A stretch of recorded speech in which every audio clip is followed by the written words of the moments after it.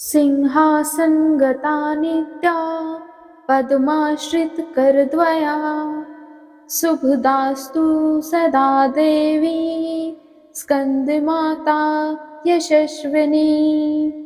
ओम देवी स्कंद माताए नमः।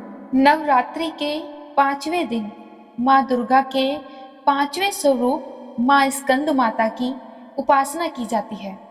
भगवान शिव और माता पार्वती के पुत्र कार्तिकेय को स्कंद के नाम से भी जाना जाता है।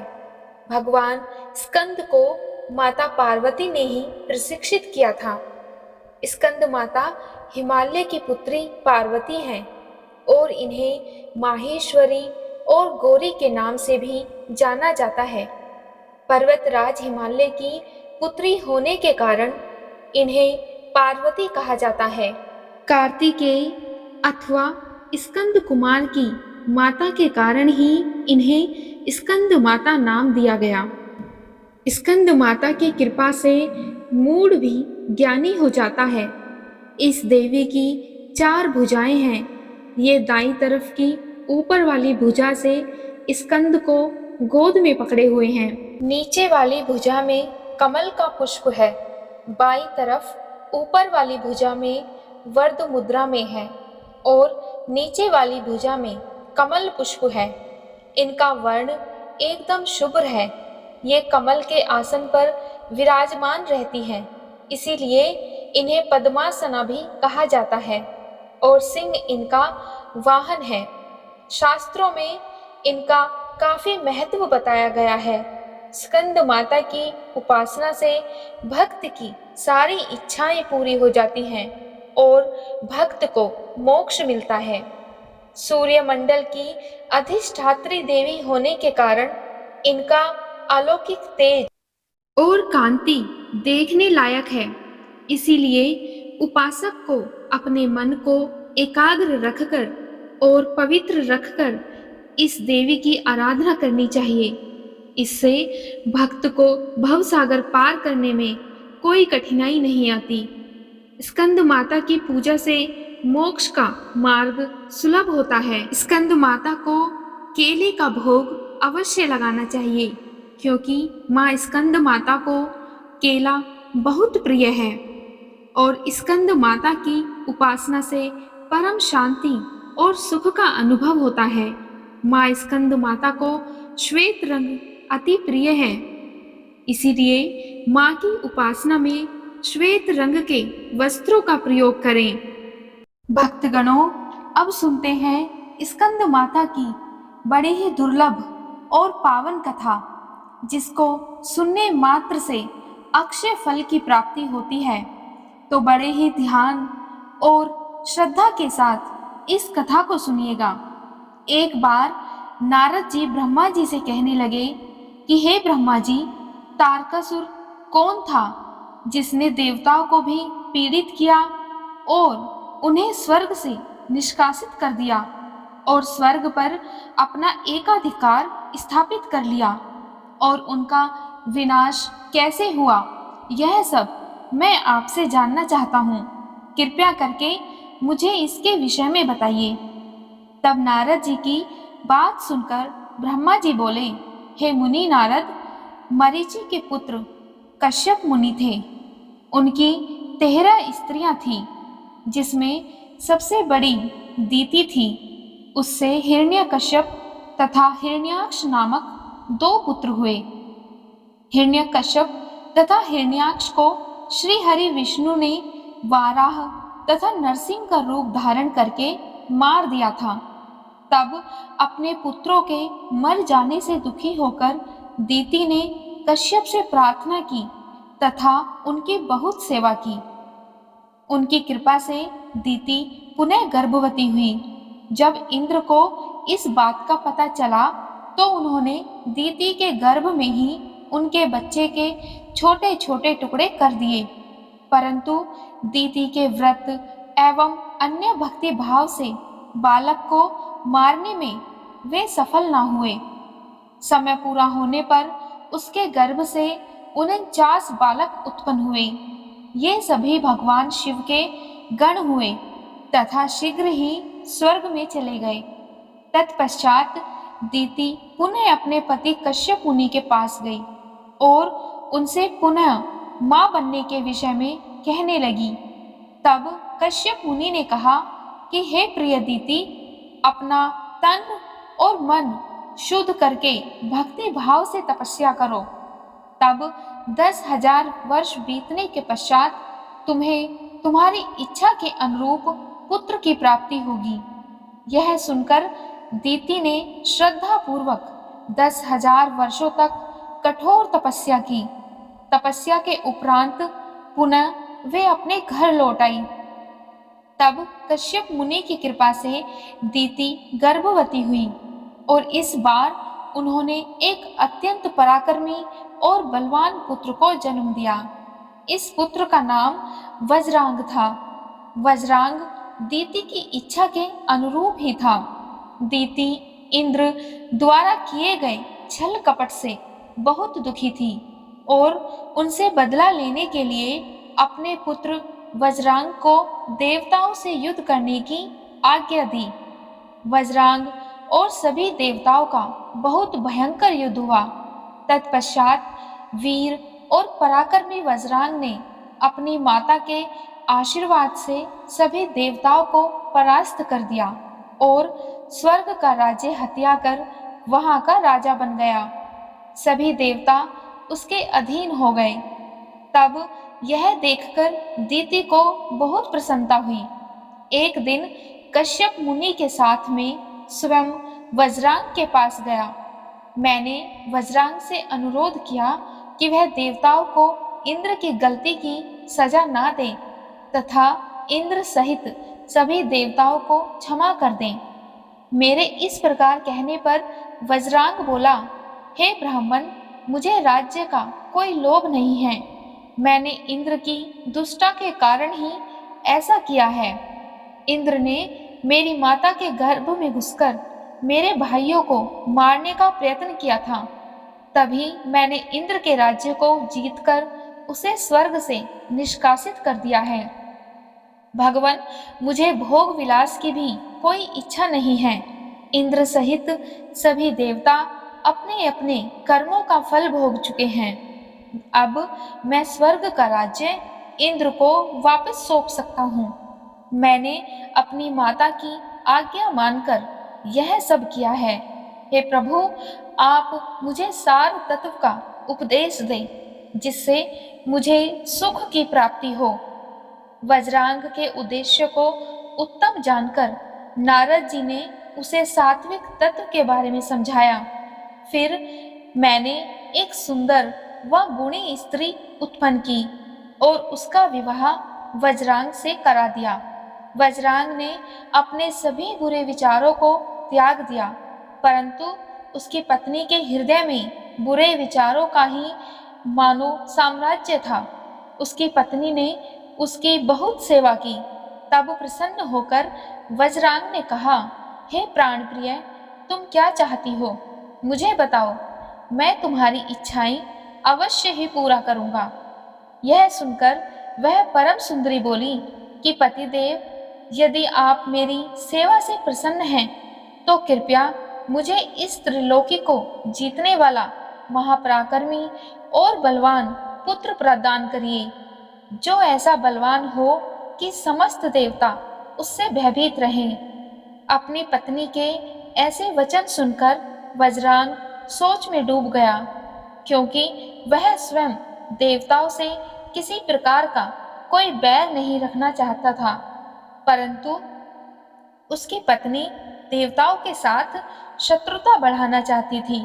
वज्रांग सोचने लगा कि यदि सिर्फ अपनी पत्नी की इच्छा को सर्वोपरि मानकर उसे पूरा कर दिया तो सारे संसार सहित देवताओं व मुनियों को दुख उठाना पड़ेगा, और यदि पत्नी की इच्छा को पूरा नहीं किया तो मैं नरक का भागी बनूंगा। तब इस धर्म संकट में पड़ने के बाद उसने अपनी पत्नी की अभिलाषा को पूरा किया। अपनी पत्नी की इच्छा अनुसार पुत्र प्राप्त करने हेतु वज्रांग ने बहुत वर्षों तक कठोर तपस्या की और मुझसे वर प्राप्त करके अत्यंत हर्षित होता हुआ वज्रांग अपनी पत्नी को पुत्र प्रदान हेतु अपने लोक में चला गया। ब्रह्मा जी बोले, हे मुनिश्रेष्ठ नारद, कुछ समय बाद वज्रांग की पत्नी गर्भवती हो गई और समय पूर्ण होने पर उसकी पत्नी ने एक पुत्र को जन्म दिया। वह बालक बहुत लंबा, चौड़ा और उसका शरीर बहुत अधिक विशाल था। वह अत्यंत शक्तिशाली और पराक्रमी था। उसके जन्म के समय सारे संसार में कोहराम मच गया। चारों ओर उपद्रव होने लगे। आकाश में भयानक बिजलियां चमकने लगी तथा चारों दिशाओं में भयंकर गर्जनाएं होने लगी। धरती पर भूकंप आ गया। पहाड़ कांपने लगे। नदी, सरोवर का जल जोर जोर से उछलने लगा। चारों ओर आंधियां चलने लगी।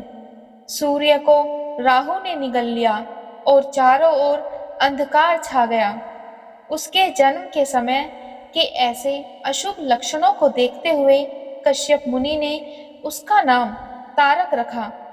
तारक का जन्म हो जाने पर वज्रांग के घर ही उसका लालन पालन होने लगा। थोड़े ही समय में तारक का शरीर और बड़ा हो गया। यह पर्वत के समान विशाल और विकराल होता जा रहा था। कुछ समय पश्चात तारक ने अपनी माता और पिता वज्रांग से तपस्या करने की आज्ञा मांगी। तब उसके माता पिता ने प्रसन्नतापूर्वक उसको आज्ञा प्रदान कर दी। साथ ही उसकी माता ने उसे यह आदेश दिया कि वह देवताओं को अवश्य जीते और उन पर अपना आधिपत्य स्थापित करे। अपनी माता की आज्ञा पाकर वज्रांग का पुत्र तारक तपस्या करने के लिए मधुबन चला गया। वहाँ तारक ने मुझे प्रसन्न करने के लिए कठोर तप करना आरंभ कर दिया। उसने अपने दोनों हाथों को सिर के ऊपर ऊंचा कर लिया और ऊपर की ओर देखने लगा तथा एक पैर पर खड़े होकर एकाग्र मन से 100 वर्षों तक तपस्या करता रहा। उस समय वह केवल जल और वायु से ही अपना जीवन यापन कर रहा था। तत्पश्चात उसने 100 वर्ष जल में, 100 वर्ष थल में, 100 वर्ष अग्नि में रहकर कठिन तप करके मुझे प्रसन्न करने का प्रयत्न किया। फिर 100 वर्ष पृथ्वी पर हथेली धारण करके 100 वर्ष वृक्ष की शाखा को पकड़कर तथा अनेकों प्रकार के दुख सह सहकर वह तपस्या करता रहा। इस तपस्या के प्रभाव से उसके शरीर से तेज निकलने लगा, जिससे देवलोक जलने लगा। यह देखकर सभी देवता घबरा गए। फिर मैं स्वयं तारकासुर के पास वरदान देने के लिए गया। मैंने तारकासुर से कहा, तारक, मैंने तुम्हारी इस दुस्सह तपस्या से बहुत प्रसन्न हूँ। तुमने इस प्रकार कठोर तप करके मुझे प्रसन्न किया है। तुम्हारा इसके पीछे क्या प्रयोजन है? निसंकोच मुझे बताओ, मैं तुम्हें तुम्हारा मनोवांछित फल अवश्य प्रदान करूंगा। तुम अपनी इच्छा अनुसार वर मांगो। ब्रह्मा जी के इन वचनों को सुनकर तारकासुर उनकी स्तुति करने लगा। तत्पश्चात वह बोला, हे विधाता, हे ब्रह्मा जी, अगर आप मेरी तपस्या से प्रसन्न होकर मुझे वरदान देना चाहते हैं तो प्रभु मुझे पहला वर यह दें कि आपके द्वारा बनाई गई इस सृष्टि में मेरे समान कोई भी तेजवान और बलवान ना हो।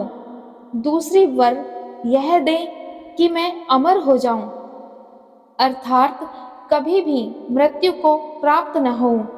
तब मैंने कहा कि इस संसार में कोई भी अमर नहीं है, इसलिए तुम इच्छा अनुसार मृत्यु का वर मांगो।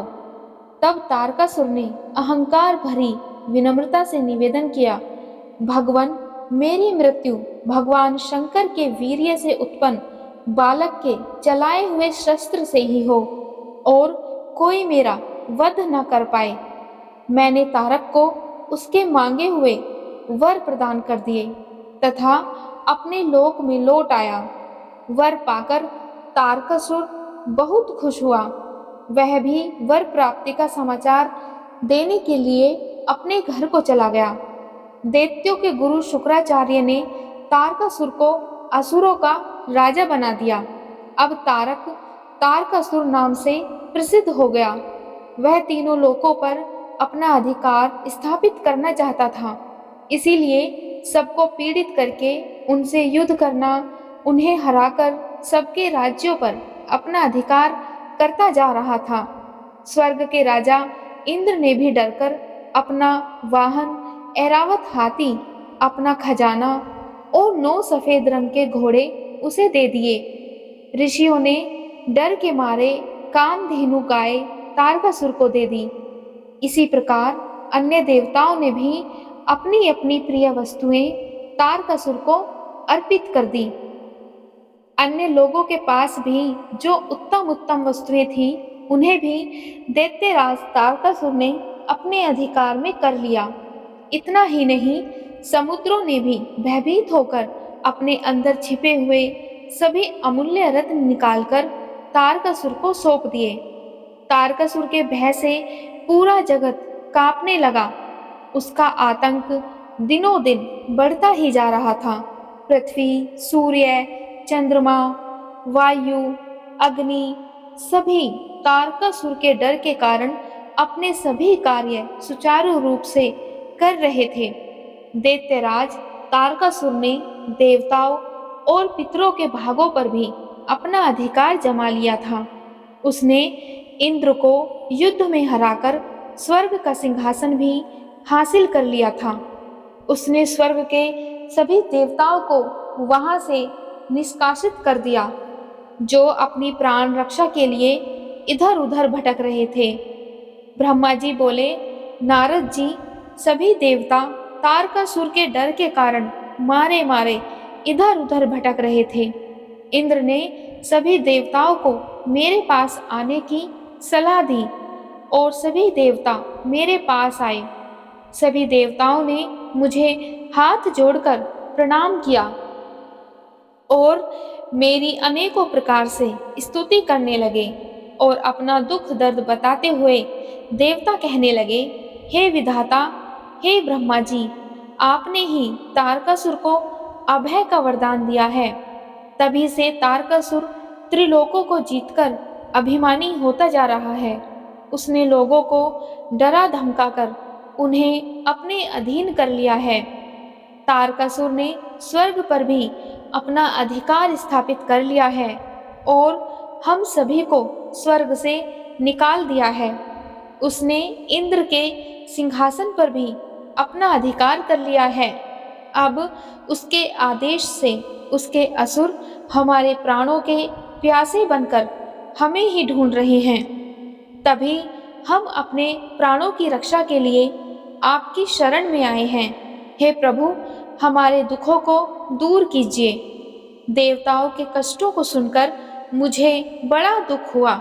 मैंने उन्हें सांत्वना देते हुए कहा, मैं इस संबंध में कुछ भी नहीं कर सकता, क्योंकि तारकासुर के घोर तप से प्रसन्न होकर मैंने उसे अतुल्य बलशाली होने का वर प्रदान किया था।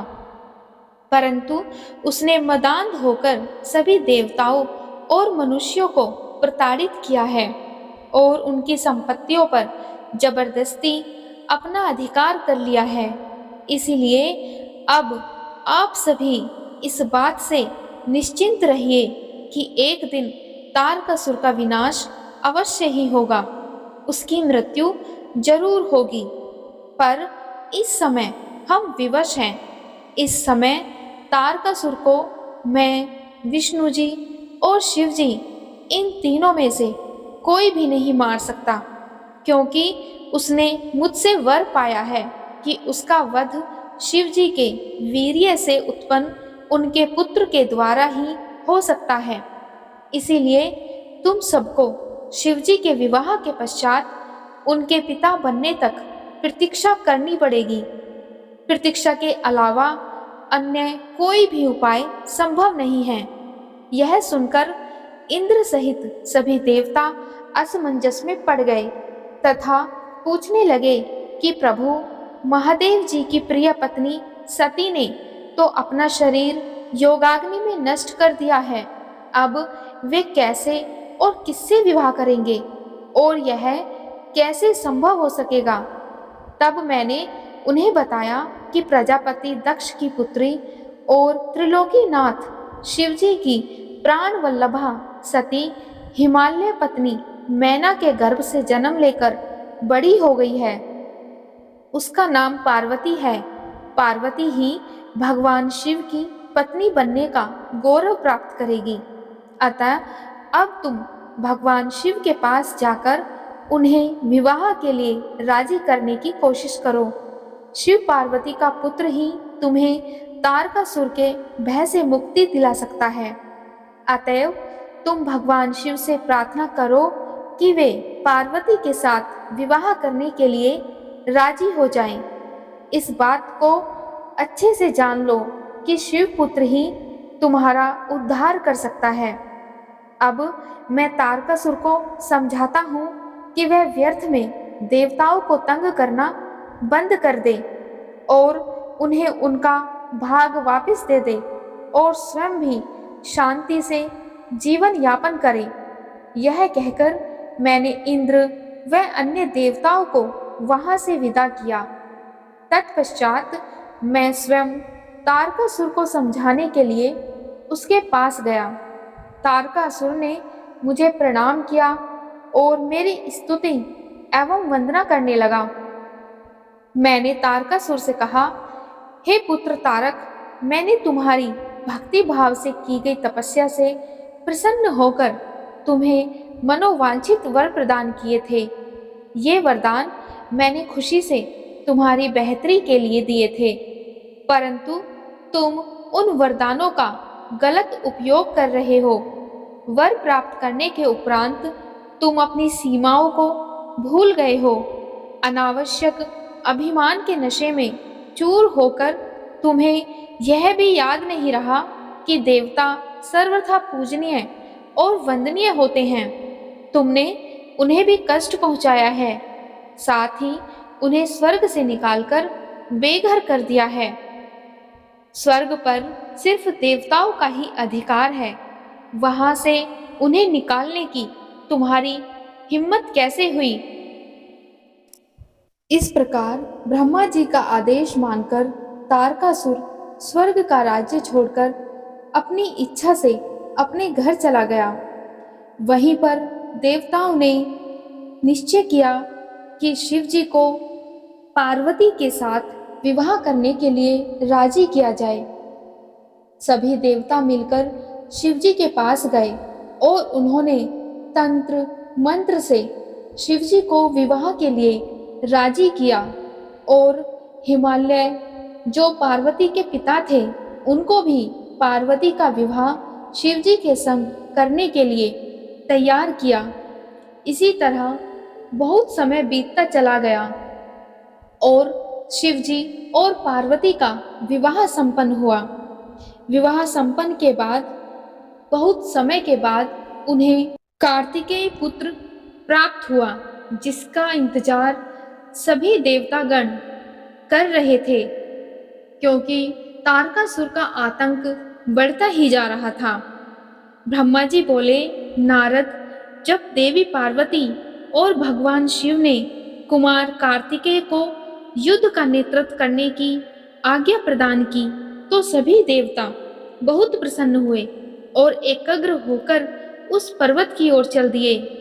सिंहनाद करते हुए वे आगे बढ़ने लगे और कार्तिकेय सेना का नेतृत्व कर रहे थे।